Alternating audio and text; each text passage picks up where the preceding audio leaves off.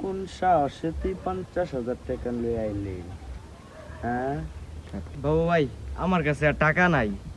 ও লে লে লে লে, টাকা নাই? ভাই আমার মাফ কইরা দেন। ও লে লে লে লে, মাফ কইরা দিমু। ল আজিস, এক্ষুনি বাকি টাকা বাইর কর। ভাই আমার আর্থিক অবস্থা খুব খারাপ ভাই।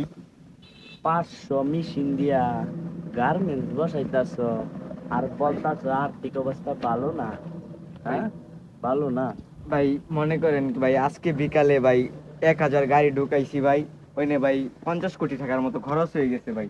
যদি থাকতো ভাই আপনারে 50,000 না ভাই 1 লাখ দিয়ে দিতাম ভাই।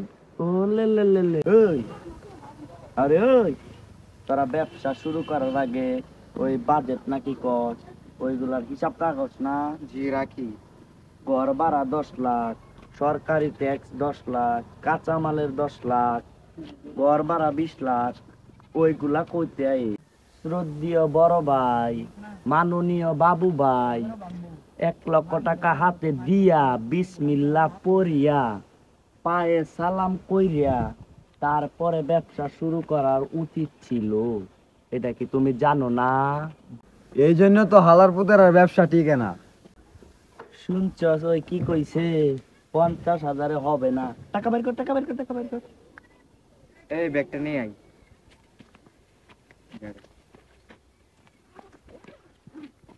এইটা আবার কুল্লি খে। ভাই দেখেন ভাই 1 টাকাও নাই।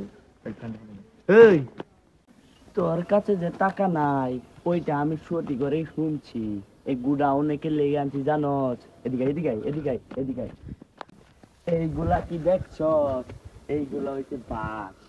এইটার উপরে তোর হাতগুলা রাইখা আর একটা উপর দিয়া দিয়া এটাকে কি বলে জানস? বাঁশ জাতা বলে, বাঁশ জাতা।